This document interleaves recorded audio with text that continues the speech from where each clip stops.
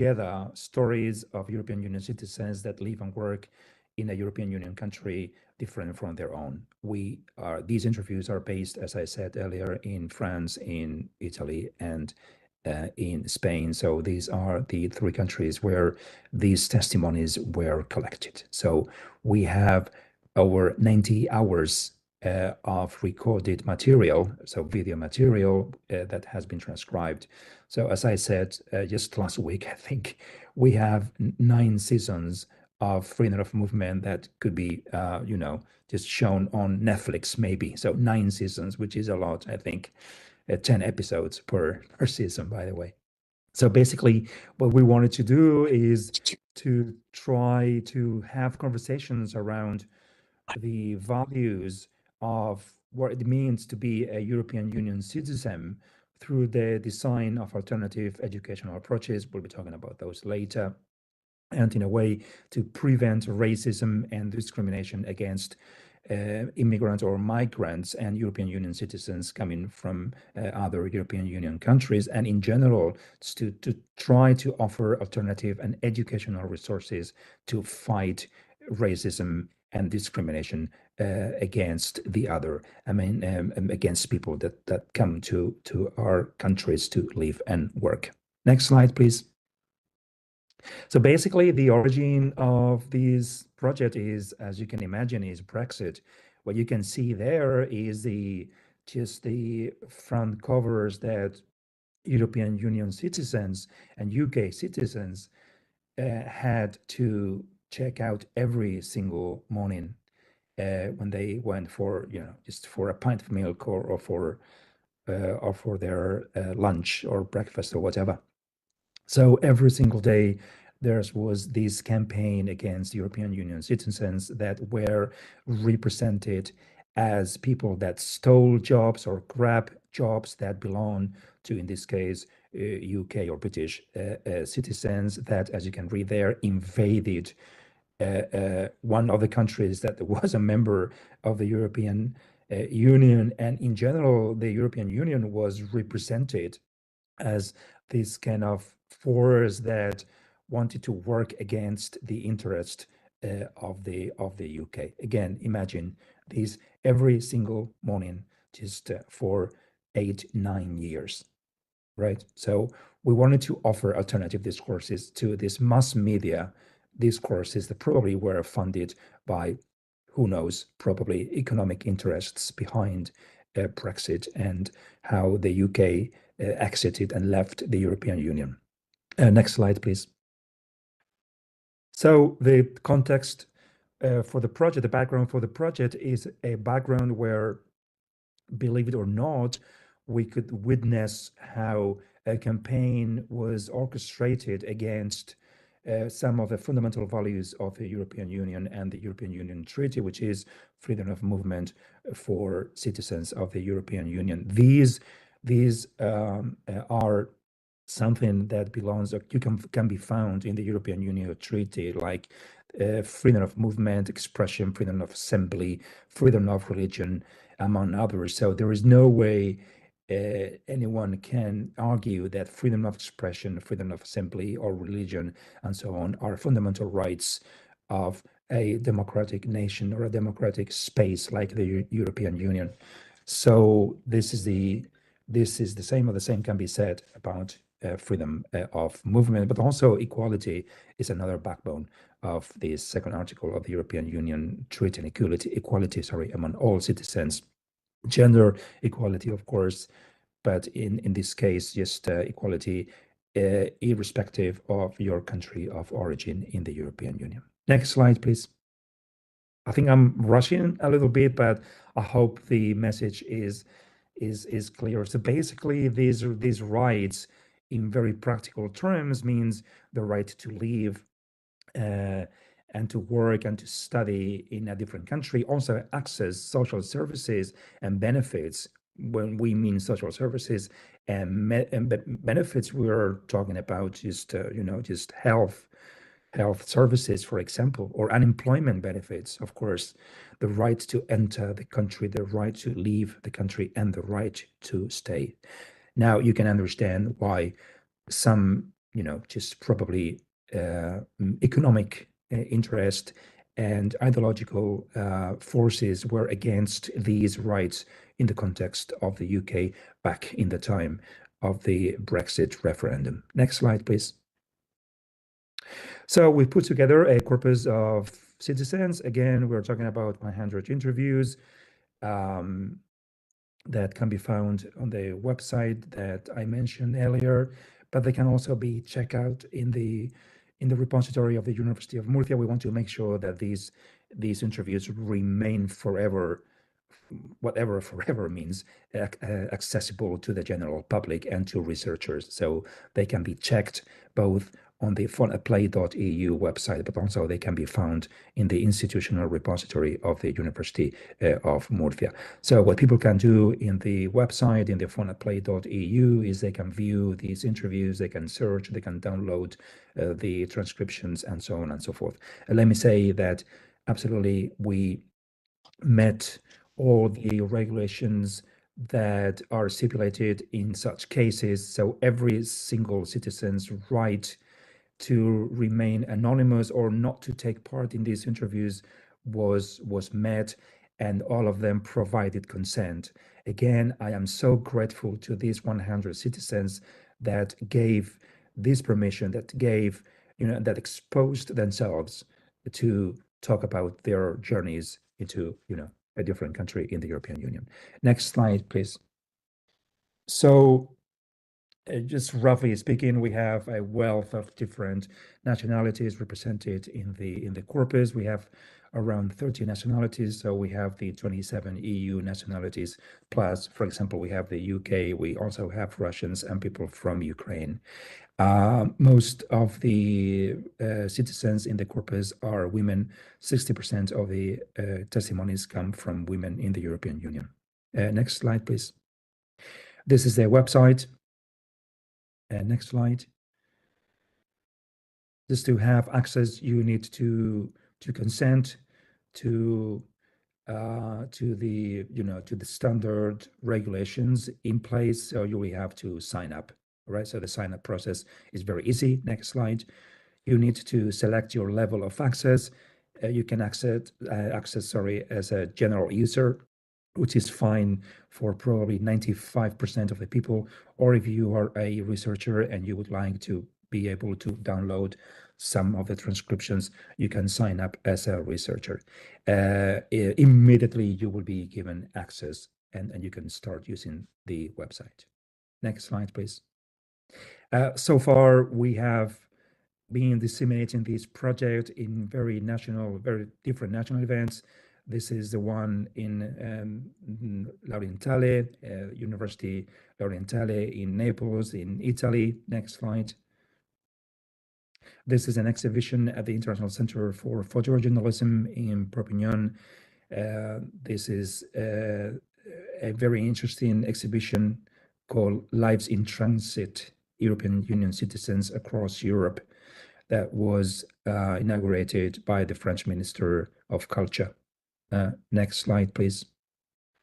Also, a few weeks ago, we had the national event in Spain, in Granada, and a international conference on migration, identity, and transnational discourses at the University of Granada. Next slide, please. That was a huge success. This brought together over 150 scholars and researchers from literally all over the world to discuss migration and mobility. Next slide, please. The event was also, we had the luxury to have the Minister of, I think, Social Security and Migration of the Spanish government that put an end to the conference. Next slide, please. As part of the European Union Summer School, we had different activities. One of those was a roundtable with citizens that lived in the UK and UK citizens, British citizens that lived in Europe at the time of the Brexit, and they talk about, their feelings and what, the way in which they lived through the whole Brexit referendum and how the UK left the European Union, together with other roundtables with citizens, European Union citizens, also young adults, students at universities, and also an introduction to the analysis of these interviews from a more academic perspective. So the European Union Summer School can be accessed through a website, and you can find most of the talks there. Next slide, please. So yeah, I think this is the last one, Pilar. You can stop this presentation. So this is just a you know, a very brief snapshot of what the project looks like, what we've been doing so far, but there is so much more, and this is what we are about to show today. So thank you, everyone, and I will stop here now. Thank you, Pascual. Now we're going to move into how freedom of movement is constructed in the European citizen stories. And for this, we go through speakers, a representative of one of the 3 universities collecting the interviews. So we got Catherine Russo from L'Orientale. Is Henry there, or should be? So Henry should be here, but he's not. So Henry Tyne from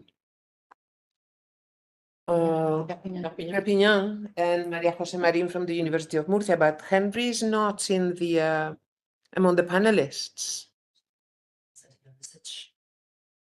So Mai's gonna check, but maybe while he's checking, I can go after Catherine. Catherine can start. So I'm going to share your presentation, Catherine. Just let me. Pilar, can I try to share mine or? You can. I don't know if you can, but try. I don't know how to do it from the system, but. Can you see it? Estoy viendo la mía, ¿eh? Pero métete ahí. Yes, Catherine, yes. Yes, Okay. Catherine, we got your presentation perfect. Okay, so Está and you can see it without, yes, okay. So good morning, everybody. I'm Catherine Russo from the University of Naples L'Orientale. And first of all, I would like to thank you for making this possible and for welcoming us at the European Parliament this morning to present the FOM Play project. So the general aim of the, as you know, the general is it moving or yes, the general aim of the project was to raise awareness about EU FOM through the collection of 100 EU FOM stories and investigating how people and the research part of the project was the aim of this was to investigate how people speak about EU FOM and identity to gain a deeper understanding of the social construction of EU FOM and the formal and symbolic dimensions of EU bordering and membership. So why are EU FOM stories important? They, according to Gergakopoulos, small stories in interviews may be effective in bringing to the fore silenced, untold, devalued and discarded stories in numerous institutional or research regulated contexts. So they make invisible, unseen and unheard moments of diversity within narratives. Small stories introduce contradictions, dilemmas, and tensions on the part of the tellers. And so studies of small stories have shown that big stories tend to, such as EU FOM, tend to represent deceptively coherent, settled throughout lives and selves, while small stories make visible the teller's inconsistencies, the troubled identities, the ambivalent relationship with big issues. So we are trying to uncover what is the told and untold stories of EU FOM.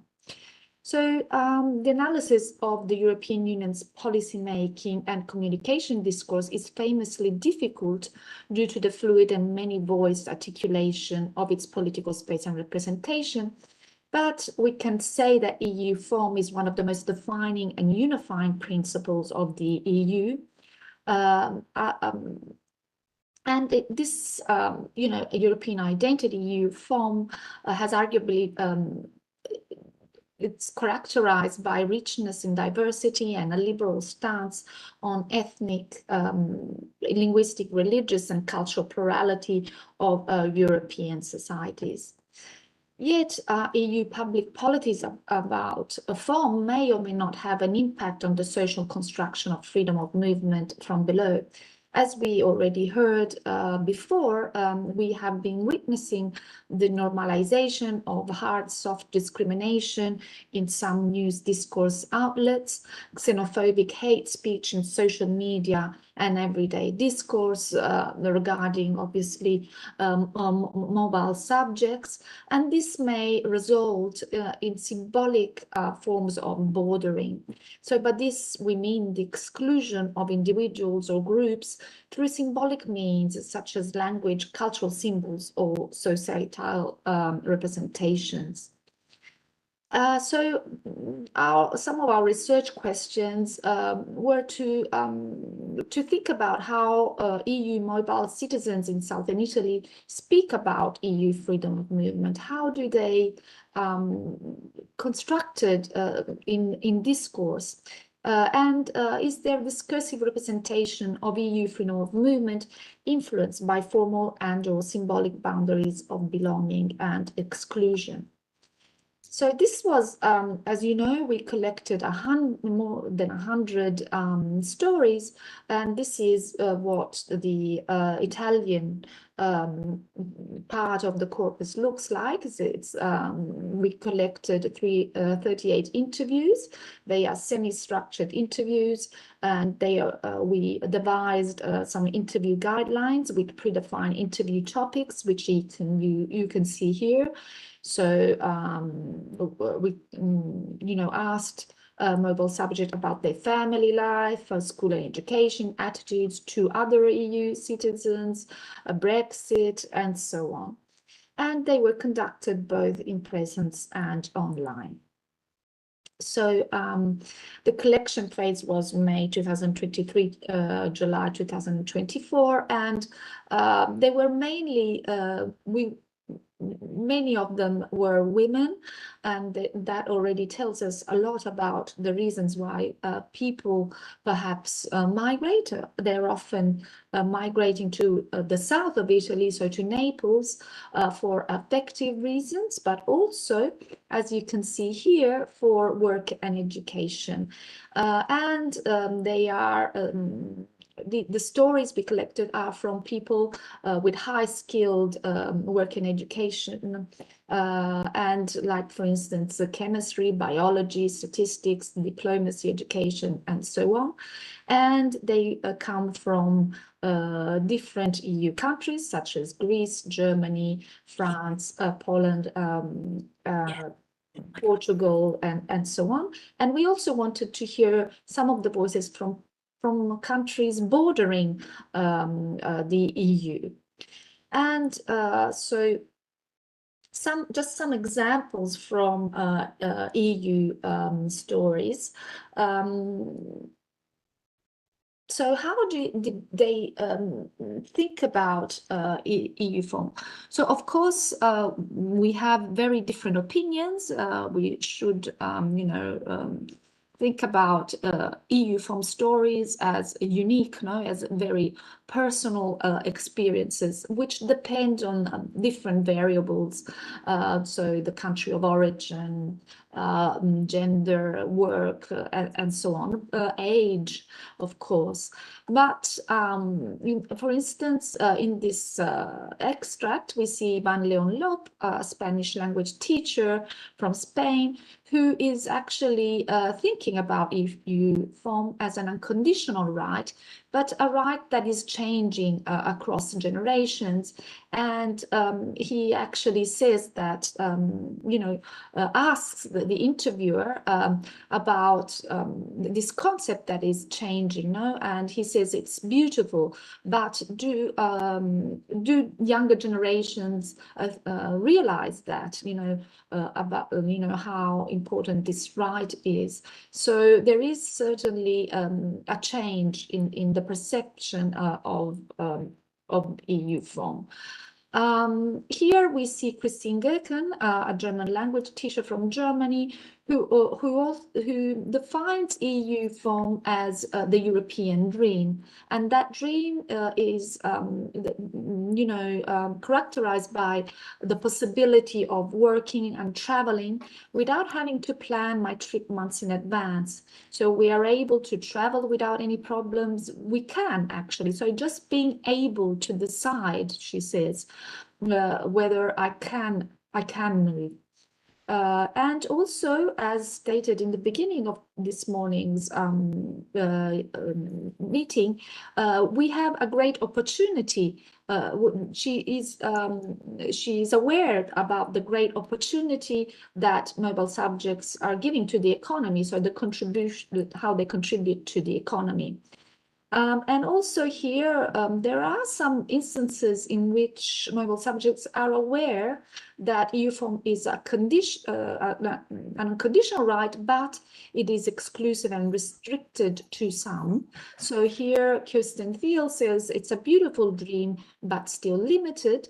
And Dimitra Tseko, a psychologist from Greek, says that it is a privilege of European citizens, and it's a privilege that is not granted to all. And she also says that some countries maybe suffer more than others, and so on. So generally, I'm happy to say that there's mobile subjects felt welcomed by Neapolitans, and they actually, for instance, here Iban again says it wasn't difficult to integrate. You felt loved. So they were generally welcomed by Naples and feel a strong sense of identification with Naples, and often also with the Mediterranean, with other people from the southern part of Europe. In some cases, Kate, sorry. We got to move on to another speaker because we're running out of time. So can you summarize your part in a few minutes? Sure. So just, yes, I will. Thank you. We do have some cases of social bordering and discrimination. So, for instance, in this case with Marta Roblewska, and who says that she was discriminated because people had a facile association of people from Poland with, for instance, being just cleaning jobs and so on. So I'm just going to skip to my conclusions. So the EU principle of freedom of movement is widely recognized as one of the Union's most unifying achievements. However, its meaning is not static. Many participants described FOM as the European dream associated with a universal right to unconditional freedom of movement, and these framings emphasize an agency. But EU FOM was also described as a restricted or conditional right. Interviewees pointed out inequalities in access, with some groups or countries facing more barriers than others, and non-EU countries being denied access. Some mobile subjects are also pointed to the evolving shared meaning of the term across time in nostalgic tones, implying it has lost its initial meaning. So EU FOM remains a highly valued principle by EU mobile subjects, most often represented as an unconditional right in participants' discourse. However, lived experiences reveal contradictions, exclusions, and experiences of bordering that complicate its realization. Understanding these lived experiences is essential for developing policies that reflect the diversity of European citizens' realities. And that is my conclusion. So thank you for listening. Okay, Kathy, thank you very much for your words and your information on the project. And now Maria Jose from the University of Murcia is going to tell us about how things were in the recordings from Spain. Just let me open the I know. Here it is. Because Harry has courses. If he can speak maybe now, he'll do it in 3 minutes. But does he have an active? Can he hear us? Can you hear me? Yeah, sure. Good. So, Henry, perfect. So, thanks. So that's perfect. So, then. Sorry. Do you mind me jumping in now? I have a very tight perfect. schedule. Yes. So apologies for that, and was obviously a bit disappointed not to be with you in Brussels, but I'm with you in I'm with you in the mind, the spirit, and with the vibes that I can give off. And it's probably timely that I should give a brief intervention, but I just wanted to say that I shall be teaching. I have students waiting for me now, and will actually be doing some teaching using some of the data from the project. So that's just to say that that we, as a part of what we do in universities, this is linking up with our daily practice, educating youngsters who are at university. And so I'm going to be going back to my students with the data, and we'll be getting on with what we've been doing. So I just wanted to say that. Concerning the Perpignan data, obviously we can look at can I share? Yes, I can. I got some slides I can share. Just in terms of the figures, the numbers, etc. The one thing I did want to say about that, and it's something which I think is a very interesting feature to mention, and that is the qualitative side of the interviews, which was something which we really insisted upon. I think it's something that's relevant for all of the survey sites.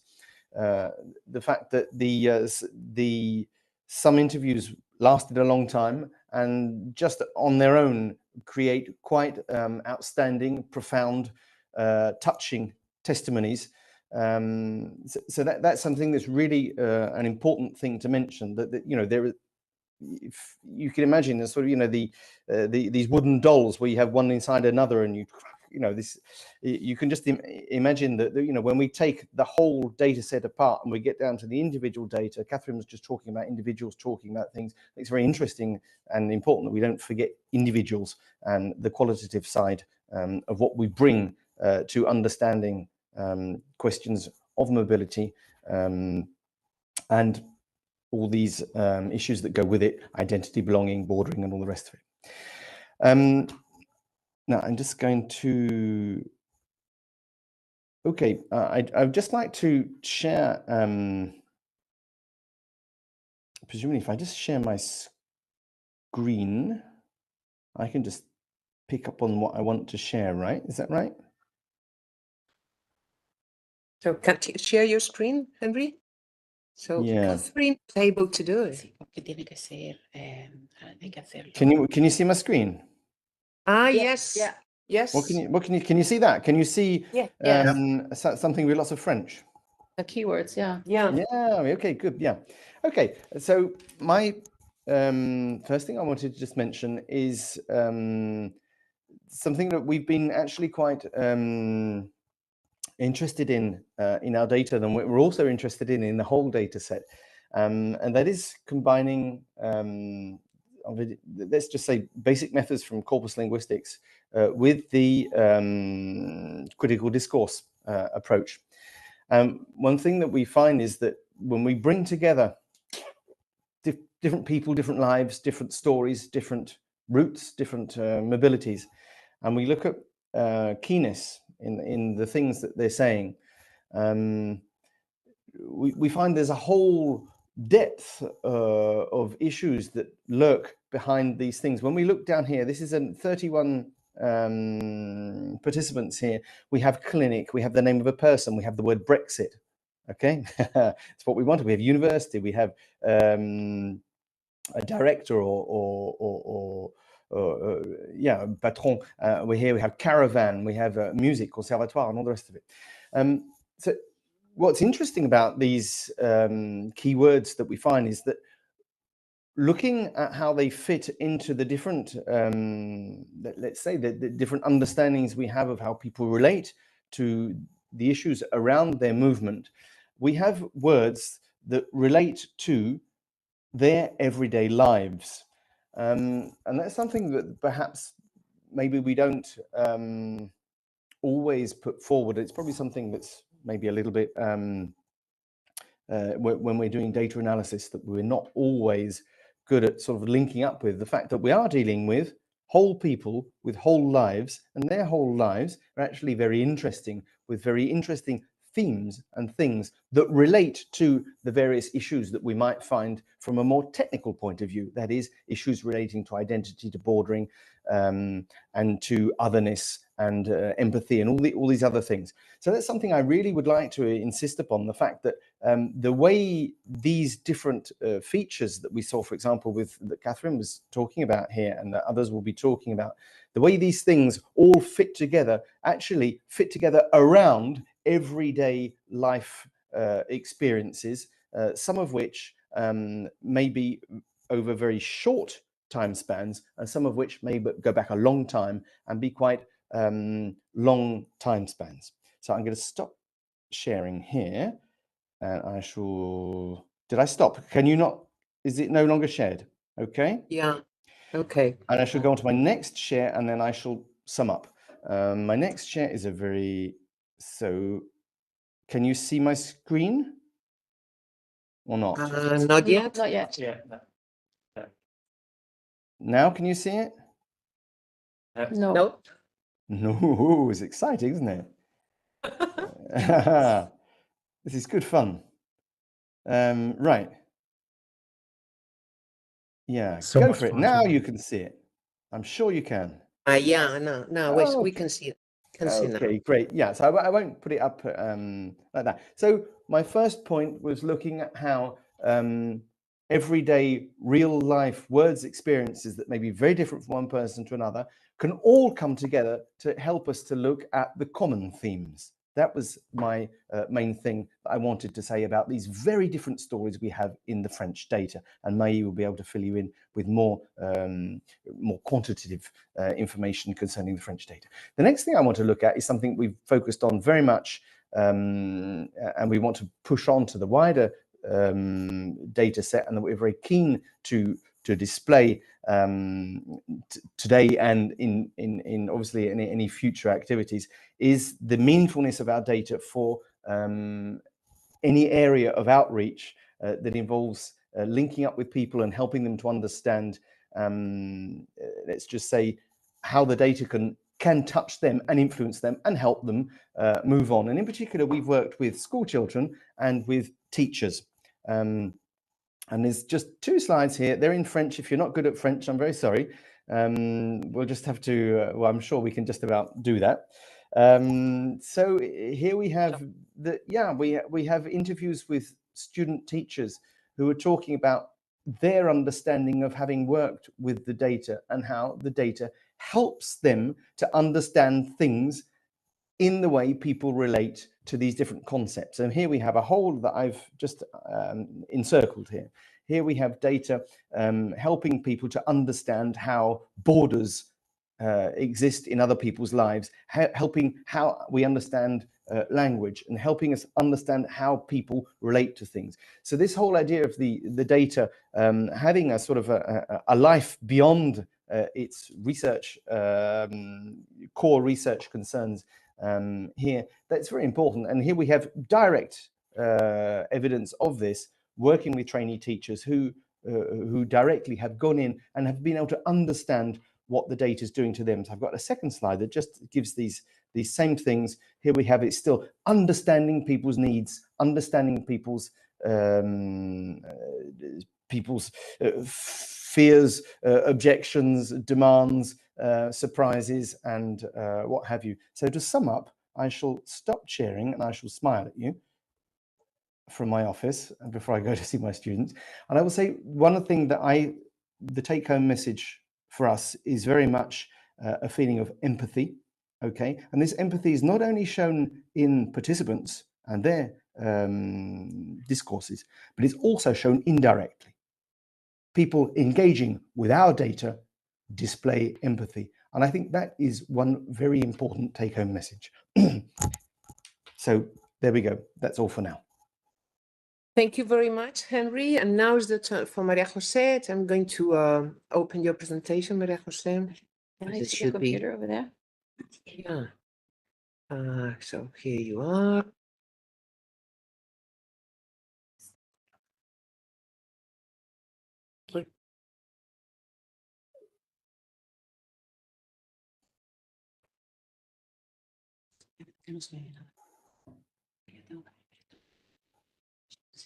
Sure.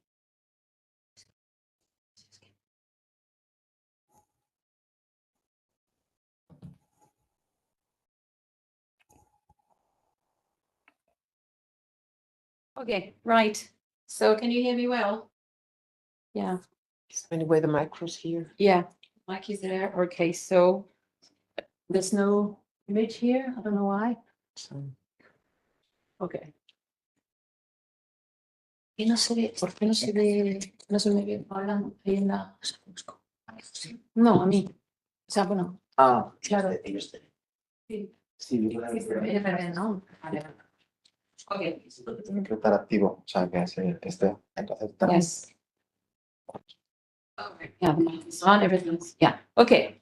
Right, so I just like to minimize this so that you can see the entire screen. Is it close? No.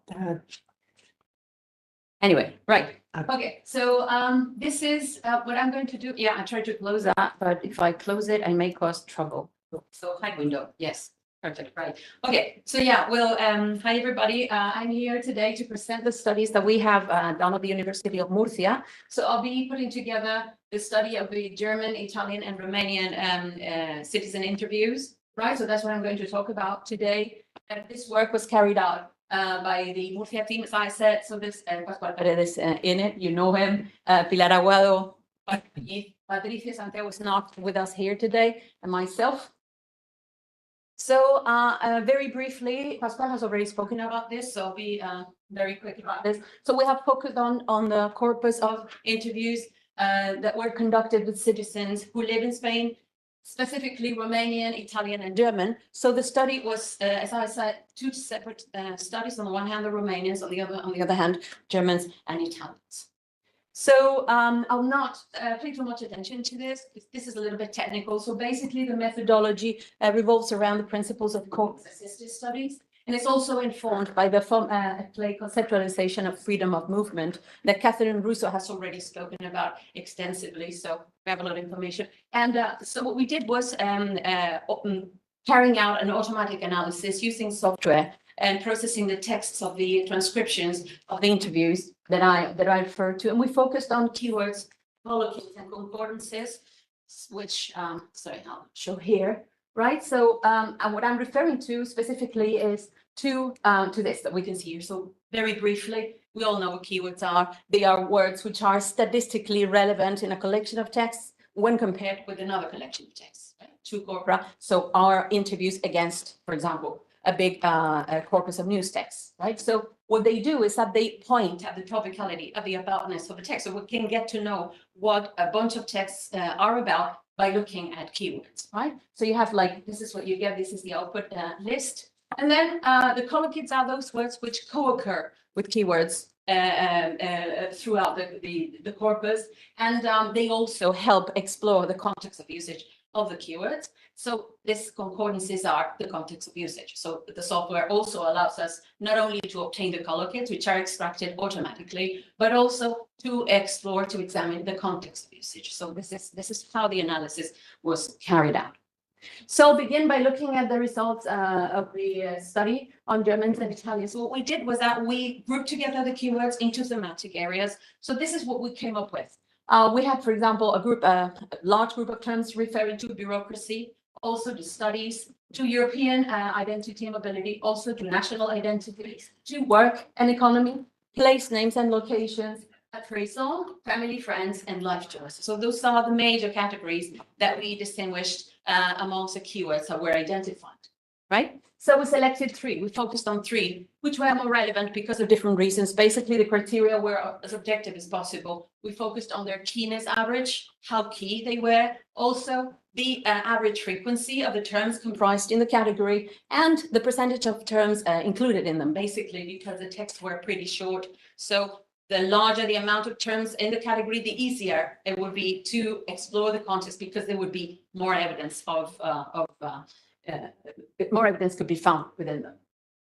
Okay, so now we'll move on to the category bureaucracy, which was at the very, very top of Kinney's average set. So as you can see here, the term bureaucracy, which is the one in the center, that's a keyword, and the color kits around it, we find, for example, unnecessary, or be hard, be complicated, or hell, mess, disappointment, right? So they're quite meaningful. They tell us a lot about how German and Italian citizens feel about Spanish bureaucracy in this case, which is a huge obstacle, right? So, for example, example number 5, where I think this is a German citizen, if I'm not mistaken, she says, there are things that would change. Bureaucracy, for instance, there's a lot of unnecessary bureaucracy, right? So it's like a big deal. And as I said, all these extracts were selected because they represent the corpus itself. We found this over and over again. Then, for example, about bureaucracy also, they say it is hell. There's no information coming from higher instances. It's a mess, a huge confusion. It is very disappointing, right? So this is even clearer than the previous one, right? For the category appraisal, which comprises terms that show the evaluation of the speaker on the propositional context of a text, we find the word racism, for example. We thought it was relevant to take a look at this one. And we can see these colloquies, discrimination, discrimination, there are xenophobia or hate, right? So how do Italians and Germans feel about racism? What is their experience in our country as European citizens, as migrants, right? So what they say is, for example, I don't know that there is not racism against Germans, right? So they don't feel that they are being discriminated. They haven't experienced that kind of situation. And also there could be some, but not towards European. I mean, I'm referring to episodes of racism. Probably they act against cultures which are probably different from ours, right? So they perceive that there is racism, but not against European citizens, right? Okay, then as regards to category European identity and mobility, we have a movement, the term movement, which is surrounded by words like freedom, rights, goods, citizen, person, or positive, right? And in this case, we can tell that the informant's interviewees' impression of the effects of freedom movement on the impacts on their own lives is quite positive. For example, we find someone saying, great, it is great. I think that freedom of movement and the common currency are the best thing we have, right? Referring to the most positive thing is European citizens also. When they were asked to define freedom of movement, they said, well, freedom of movement means learning, getting to know other cultures, feeling freedom in general, broadening one's horizon. That's pretty meaningful. Okay, and now we'll move on to the Romanians, right? This is the other study that was carried out separate from the one I just presented. And in it, we find different categories as well, right? The keywords point in different directions. The first one being individual identity, right? Which emerges through narratives of personal trajectories. For example, we find personal aspirations, right? Occupational identities, linguistic self-positioning. Right? So this is like the most representative type of keywords, right? And for example, one of the informants saying, my parents came here to give me a better future, to get an education, to be able to progress, to be able to do, as they say, things that they unfortunately have not been able to do, have not achieved because they did not have sufficient resources, right? So I think that's quite illustrative of the stories, right? And then when we speak about Romanian collective identity, the Romanian in-group identity is reinforced by maintaining language use at home, okay, or transmitting cultural values. But they are also quite critical, for example, of questions like political corruption or structural limitations, right? For instance, when they say, my brother was born here, but because my parents are Romanian, they gave him Romanian nationality, but my brother understands it, but doesn't want to speak.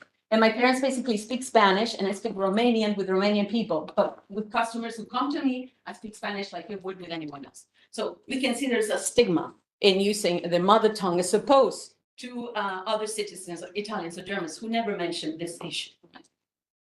Okay, and finally, European identity, right? And introduce this European identity is framed in pragmatic terms. Okay, for example, ease of travel, recognition of qualifications, also access to welfare provision, and it's also a symbolic element, right?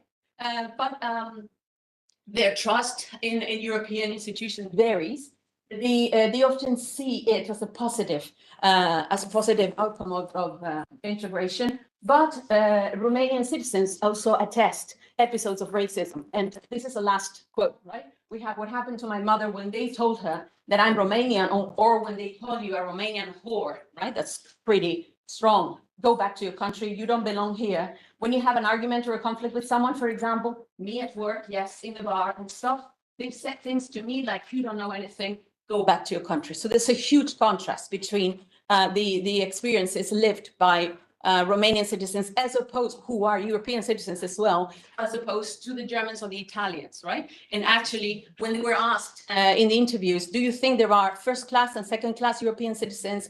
The Germans and the Italians said, well, I'm not sure, I don't know, but Romanians were certain that yes, there are, right? And they feel it, that they've experienced it themselves, right? And this is it. Thank you very much.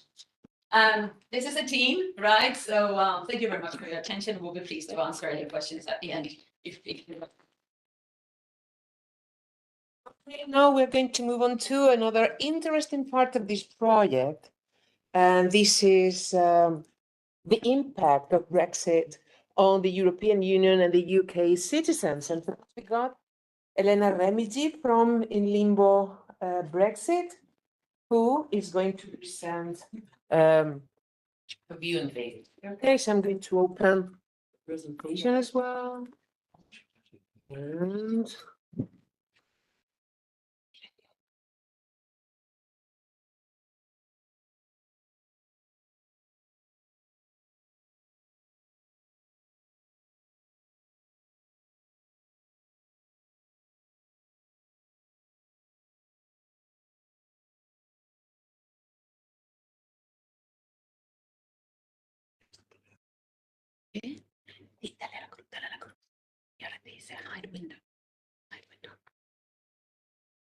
Elena, you got the floor.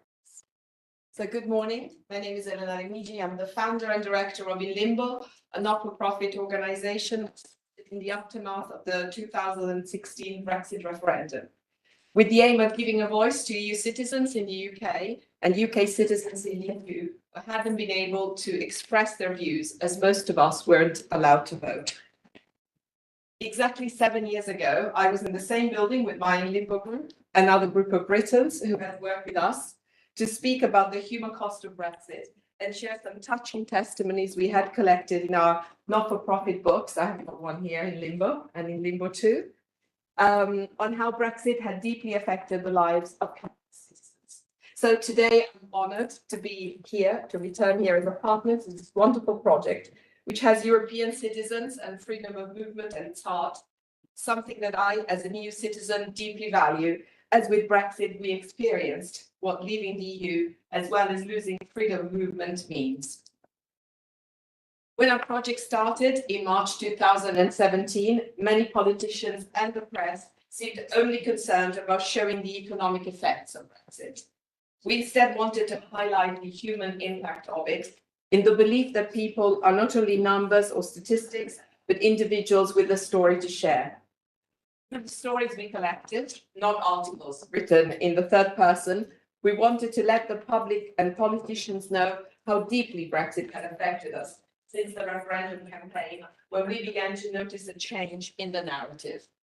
Before then, as EU citizens, we had studied, lived, worked, retired, and paid taxes in the UK, at times for decades. We had created new European families with other British citizens. Just like our British friends, we were allowed to move almost seamlessly from one country to another, including the UK. We were the friends, the colleagues, the wives, the sons-in-laws of many UK citizens. We felt integrated. We felt at home. During the referendum campaign, however, the place we had called home suddenly turned more hostile. The topic of immigration has shaped much of the referendum, and EU citizens began to be depicted more and more often as a depersonalized mass of migrants, weighing on structures, stealing jobs from British citizens, or bringing more crime. You've seen before, probably recall some titles from the tabloids all the time. 2 million immigrants steal our jobs. Record numbers of jobless EU migrants in Britain. Britain brings more crime. And then the infamous poster with Nigel Farage, who, by the way, continues to worry and deeply upset us, saying that he will make people illegal if he gets elected. Imagine now the impact of this inaccurate, populist, and divided rhetoric and the xenophobia it unleashed on us all, particularly on Eastern Europeans, became, with other non-EU migrants, the primary target of racist attacks. The National Police Chiefs Council reported a 50% increase in hate crime in the days following the referendum. Reports of racially motivated abuse became more and more frequent, even on social media, including reports of cards written both in English and Polish, being posted through letterboxes, which refer to Poles as vermin, and racist graffiti being daubed on a Polish cultural centre in London. As a consequence, EU citizens felt that they had suddenly become the other, the enemy. We felt like third-class citizens, like unwelcome guests, worthy to stay only according to how much we contributed to British society financially. In the campaign leading to the referendum, we were also promised that our rights would remain unchanged. There was a pledge made by both leaders who said there will be no change for EU citizens already lawfully resident in the UK. They will automatically be granted indefinite leave to remain in the UK and will be treated no less favourably than they are at present. Well, how far from reality this proved to be. After June 2016, despite this promise, we were given no clarity about our status for a very long time. We were left in a deep and sometimes anguishing limbo for over 2.5 years, becoming bargaining chips for the government in an attempt to secure a better deal. We had to wait until 2019 for a new immigration system called settled status to be introduced. There was no automatic recognition for our right to stay. Everyone had to apply in order to remain in their own home of sometimes 50 or 60 years. For the elderly, it felt like a slap in the face. Many of them had to go through a million hurdles to obtain the right documents to stay. And we still don't know how many citizens didn't apply, given that the UK doesn't have a registration system. So vulnerable citizens, victims of domestic abuse, or children in care without a status could be at high risk of becoming illegal. We all saw what happened with the Windrush generation, the Commonwealth people invited by the British government, you can see the ship here, after the war, when they suddenly became unlawful residents and were deported.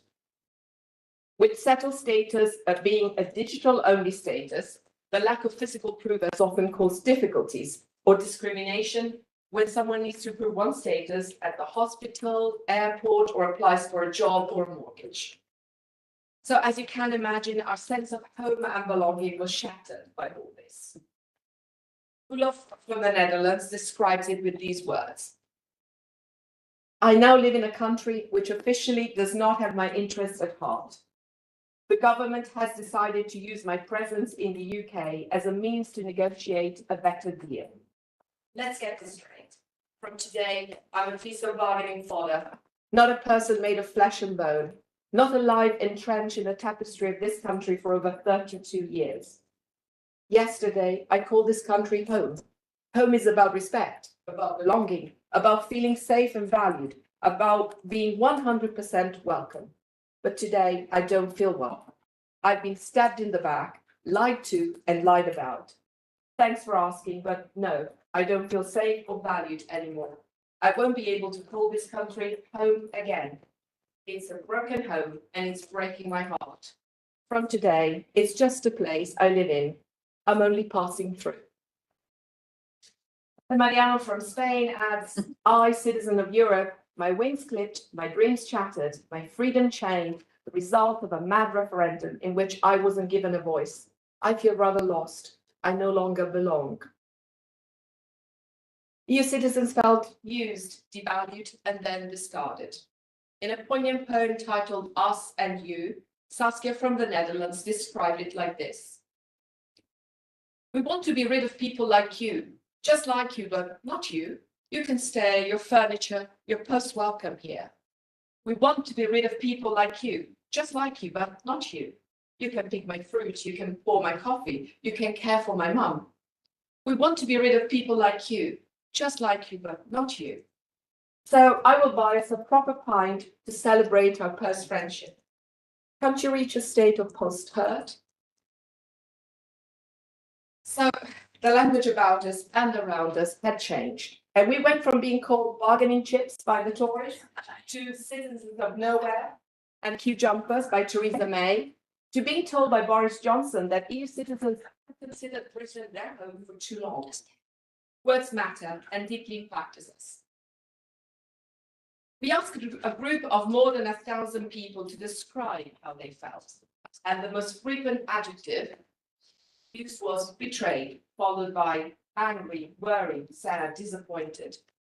The sense of betrayal had a profound psychological impact to the point that many EU citizens decided to leave. You heard the word Brexiters. Pia from Germany describes it with a powerful line. So long, Britain, you were once good to me, and then you were not. I saw countless people leaving the UK as they felt no longer welcome. Amongst them, academics, doctors, researchers, a real brain drain, but also entire families, nurses, carers, and other workers left. In his poem, 12-year-old Leonardo writes, when the result came in, we were acknowledged as strangers. When the result came in, I realized I had to leave the life I loved behind. For those moving to the UK after the 1st of January 2021, a different immigration system was applied, requiring visas, sponsorships, and a minimum income.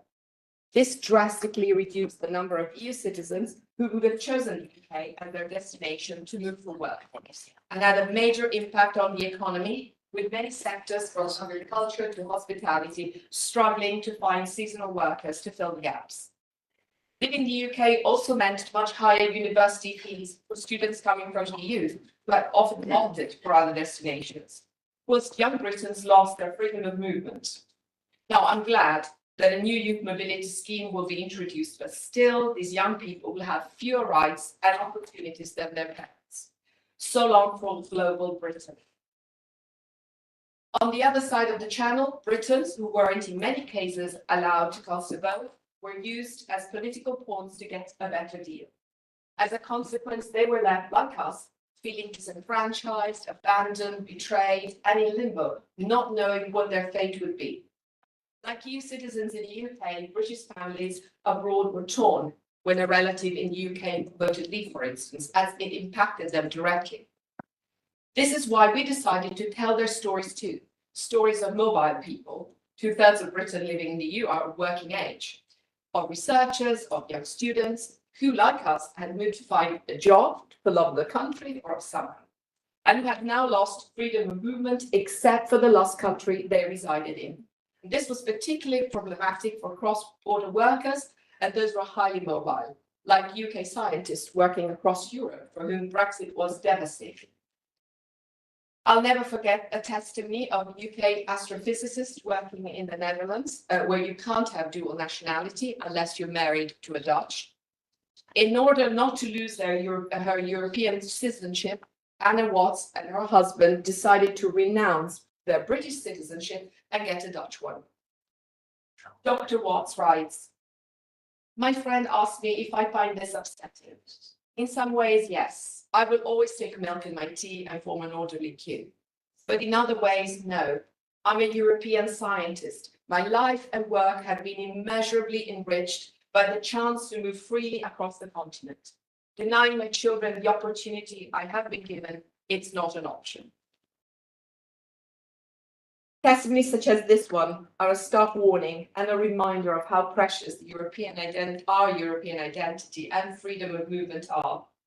Brexit destroyed all this, but also taught us how we should never take rights for granted. When we collected our testimonies, we hoped that they would continue to be read, shared, and widely used in different contexts to educate the public not only about the human impact of Brexit, but to rethink attitudes towards immigrants, challenge the us and them mentality, and help people understand the value of freedom of movement. Stories are powerful. As the writer Ian Blunt wrote in our book introduction, this book gives a voice to people who have been denied one. It listens to them rather than talking at them. If you listen closely, you will hear the heartbreak of those who were distanced from a place they felt they belonged in, who were ensnared in a bureaucratic machine they had not consented to, who were betrayed. But you also will hear something else, countless stories of love and affection, of people going out of their way to help their friends and family in the face of administrative indifference, of those who found bonds of solidarity in the face of a system which had turned against them. You will find the best of the human spirit. I therefore immensely value this freedom of movement project we are presenting today. I hope that these stories too will travel far and wide to teach the new generations to reflect on the importance of freedom of movement so that they will help preserve it. Thank you. Thank you very much. Thank you. And now we're going to move on to the resources for educators and citizens that have come up from this project. And for this, we got Miguel Ángel Benítez and Teresa Badea, who are going to present the work. I'm going to close these and open the presentation.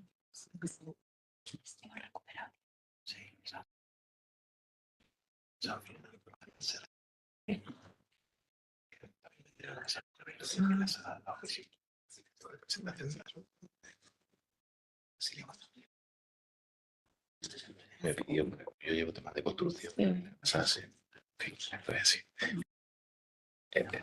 De parlamento. Yo a veces lo comparo.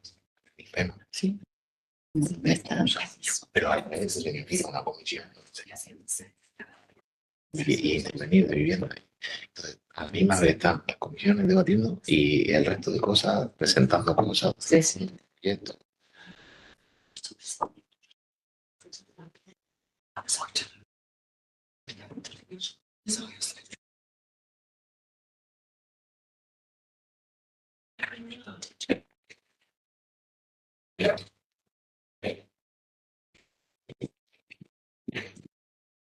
Hey, Miguel Ángel, you got us the order. Okay, right. Oh, thank you so much. It's actually really great to be here. And get the opportunity to share with you all, a little bit what we've been doing. So we're gonna sort of briefly talk you through, educational resources that we've created on the basis of the FOM Play interviews. In order to allow for the multilingual nature of the project, half of the presentation will be in English. L'autre partie de la présentation va être en français. So, very briefly, this is what the FOM Play project is basically about, the compilation of those interviews, the discourse analysis of those interviews. But now we're going to be focusing on our task, our job, which has been to create pedagogical educational resources to actually promote European citizenship across, Europe, okay, among university students across Europe, okay. Just very, very quickly, I'm gonna tell you a little bit about us, okay? So, one of the good things about our team is that, we've sort of worked interdisciplinary, okay? So our team has involved colleagues from the English and French studies, so people who are sort of experts in languages and the teaching of languages, and also colleagues who are from the departments of pedagogy and educational sciences. So we've joined hands to try and see what could come out of that. These are, the members of the team are from the English and French Studies department. So there's myself from the English department and Teresa over there from le département de français. And these are the colleagues from the pedagogy department, right? From the University of Zaragoza and also from the University of Granada. Very brief overview. So in this presentation, we're just gonna very quickly present what are some of the goals of the materials, the timing and the structure. And then later on, Teresa en français, elle va vous présenter la structure des différents modules, the structure of the different modules later on, okay? So this is like the front cover of the materials, the format play teaching learning materials, okay? And what are our goals, okay? What are our objectives, okay, with those materials, okay? First and foremost, the first objective is to raise awareness among university students and staff members about what being a European citizen involves. This is a goal of the entire format play project, which is obviously to disseminate, to promote positive discourses about European citizenship, and also to provide students, university students, with the tools to sort of detect discourses that run against the foundational and good values of the European Union. Okay, how have we done that? Okay, right. So these are like the theoretical pillars we've based our materials on. So we've basically looked at the key competencies for lifelong learning, graduate theory, values education, intercultural citizenship education, the concept of intercultural communicative competence, and also we want our students to develop their plural literacies, okay, in like getting exposed to the materials. In terms of the actual teaching learning process, one of the good things about the materials is that we sort of promote a lot of thinking time and a critical approach, okay, to what's going on through real tasks where the students are involved and cooperating with each other, academic debate, visible thinking, and multimodal literacy. All in all, the materials comprise 24 hours of on-site training, about 880 pages of materials, tasks, and so on and so forth. And these materials are split into 4 modules, 6 hours per module and 90 minutes per session. Our idea is, once the format play project is over, our idea is to export those materials and transform them into a European micro-credential that can be exported across different universities across Europe. The materials are multilingual: English, Spanish, Italian, and French. This is the structure of the materials. Module number 1, we look at European citizenship and in terms of freedom of movement. So what do we understand about freedom of movement? What are some of the challenges, opportunities of freedom of movement? Then we move on to module 2, which is exploring identity, right? So when we move across borders, how is her identity affected? What happens to it? And then modules number 3 and number 4, we explore basically the concept, the connection between European citizenship and social exclusion. Do we find cases of discrimination, prejudice in Europe? Yes, we do. How can we detect those cases? And also European inclusion, right? Is the European Union really promoting integration, inclusion, and so on and so forth? Each module comprises 4 sessions. The first section is a theoretical introduction to the main concepts covered. Session number 2 is one where we present students with real fragments from the format play corpus, where they have to look at and analyze those fragments. Section number 3 is a debate, and section number 4 where the students have to create a multimodal output, such an infographic and several others output, which Teresa will tell you about in a minute. And then each session is divided into different parts. First of all, there is an activation where we ask the students to reflect on what they might know about freedom of movement, discrimination, and so on and so forth. The main part of the session, there's some input, there is a main task, there's debate, and at the end of the session, there is an exit ticket where the students have to reflect and do some sort of metacognitive task on what they have learned, okay? And in some cases, they have to publish on Instagram or social media what they have done. And finally, some useful references. What resources have we drawn on, have we used, okay, for the materials? So obviously, one of the main resources, one of the main pillars of the materials has been the use of the format play interviews, okay? So real fragments from real stories, okay? So we have also analyzed a sample of the format play interviews to try and detect the key topics that emerged out of those interviews, okay, as the structuring to create the structure of the materials, okay? We've also used scholarly references, so, quotations coming from scholars working on the topic, theoretical pills, EU policy documents, okay? So there are some activities where the students have to look at, for example, the EU Anti-Racism Action Plan, or, for example, the Action Plan on Integration and Inclusion, and have a little reflection on that. We've also used images generated through artificial intelligence and real images, short videos, okay, videos coming from the European Commission, videos coming from, different sources. And also, like to promote this visual thinking, so our materials include graphic organizers and mind maps. And finally, different additional activities as well. And alors, maintenant, quelqu'un va chanter en français. Alors, je vais le dire en français, comme a dit Mireille Lachel, puisque nous sommes en Belgique et à Bruxelles. Alors, le premier module, comme il a dit, c'est la citoyenneté européenne, la liberté de circulation ou de mouvement.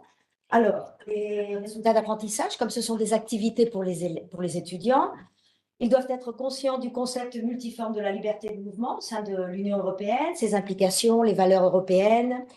Ils seront en mesure d'évaluer les opportunités et les défis présentés par cette liberté de circulation. Ils seront capables de communiquer, d'interagir avec un public sur les complexités de la citoyenneté et la mobilité.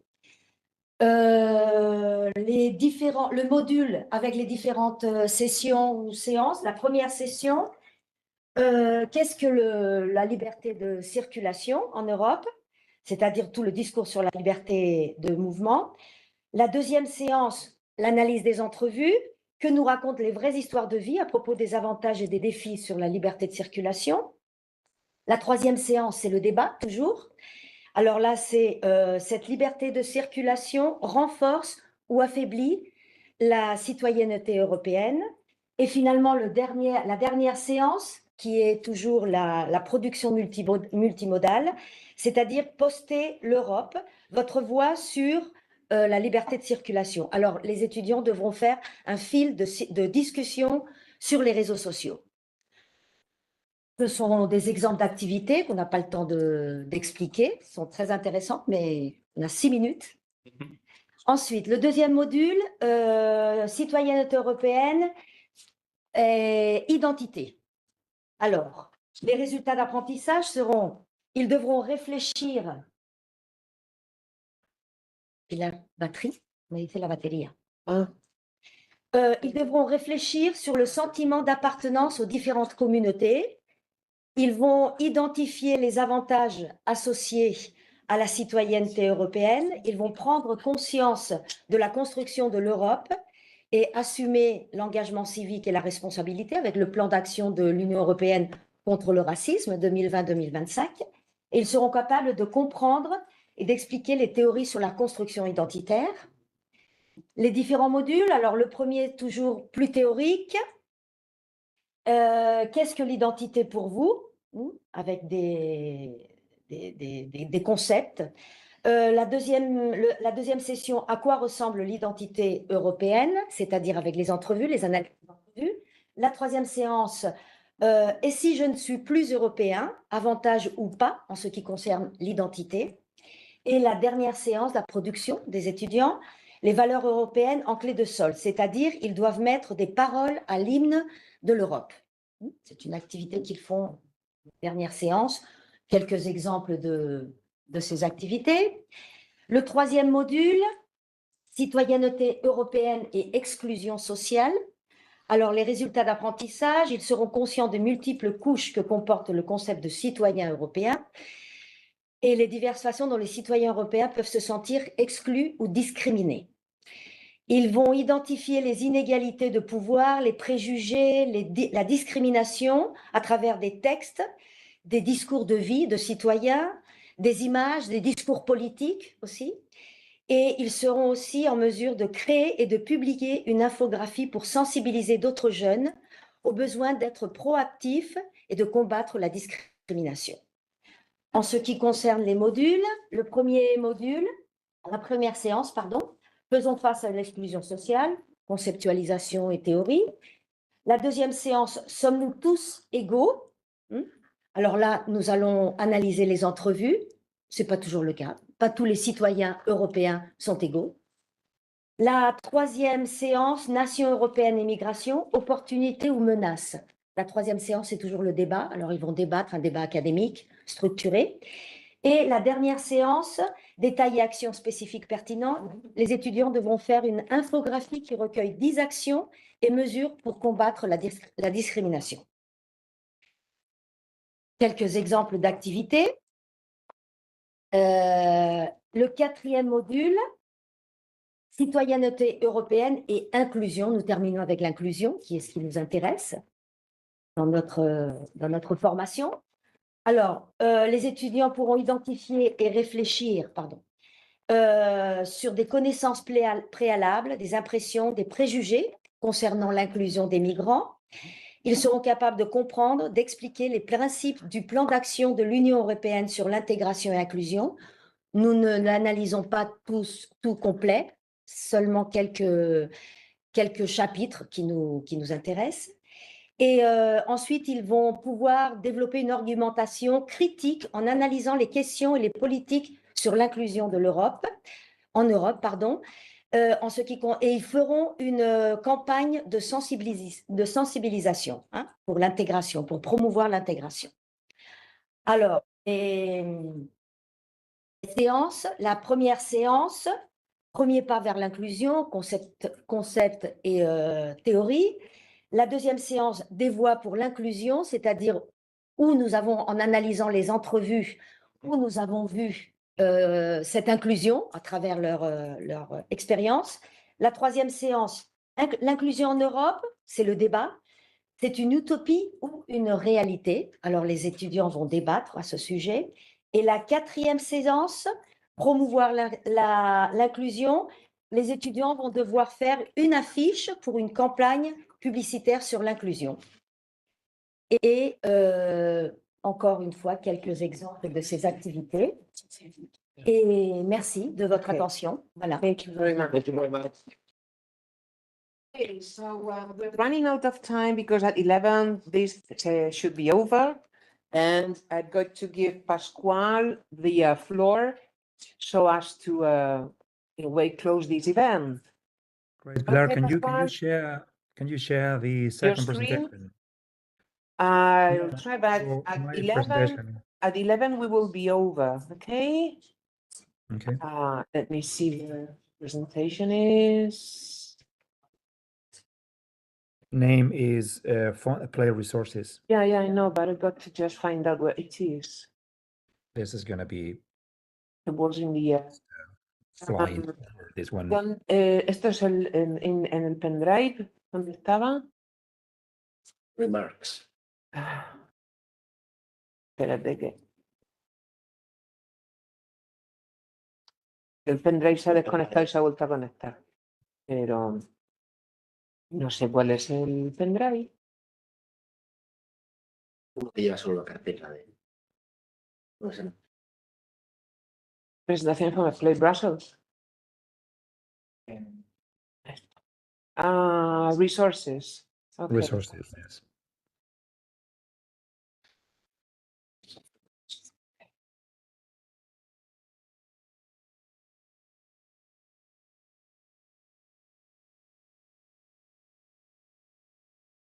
Should be this one. Yeah. Okay, Pascual. Okay, here you are. perfect. Just next slide. Move. Just yeah. Move over. We've already covered this one. Okay, yeah. Can you stop there? Here. No. Next slide. Next. Next slide. Yeah. All right. So this is an invitation for everyone to explore the many resources that we have developed. We don't have the time to go deeper into them, but we have put together an array of different resources. So we have academic resources. One of them will be an edited volume that brings together some of the research that we've done so far on these testimonies, and that will be out hopefully next year. So the first part of 2026. All right. Next slide, please. Next slide. Next slide. Of course, social media. Next slide. And that's all. Oh, maybe you need to go back, please. Sorry. There is resources from other work packages. Yeah, the one before. Yeah, for example, this one in terms of dissemination and in innovative pedagogy, we've put together, as we said, different resources. We also have pedagogy materials for citizens, not only university students. We have the European Union webinar, and we have the EU summer school. So you will find these recordings on our website. Next slide, please. Yeah, next slide. We've already mentioned this before. And I want to bring your attention to the online version of the exhibition that was put together by our partners in France, in Perpignan. This is a beautiful exhibition with some of the testimonies. This is ideal to be used with school children, both primary and secondary education. And we pretty much invite everyone to have a look at this one. So time is running out. Let me just thank everyone that took part in this event today. Thank you so much, everyone that traveled to Europe. Thank you so much, everyone that took part in this activity online, and those that may have been watching this one from the YouTube channel. There will be a full version of this very soon on our YouTube channel. And also, again, I want to thank the member of the European Parliament, Marcos Semper, for his support and his interest in this very important matter these days, which is mobility and freedom of movement. So thank you, Pilar.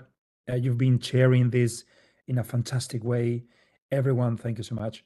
And see you soon. Maybe you want to say something, Pilar, just as a formal closure. It's been very, I wouldn't say fulfilling, and it's a satisfaction for all of us to be here.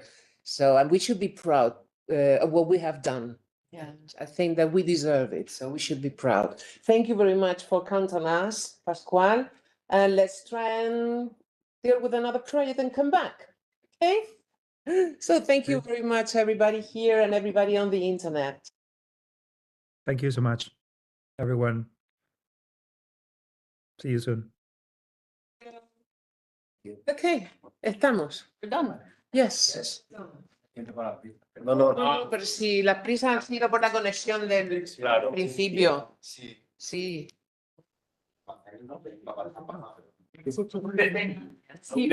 Miguel Ángel. Sí. Ah, vale. Es que me ha dicho hazme, pero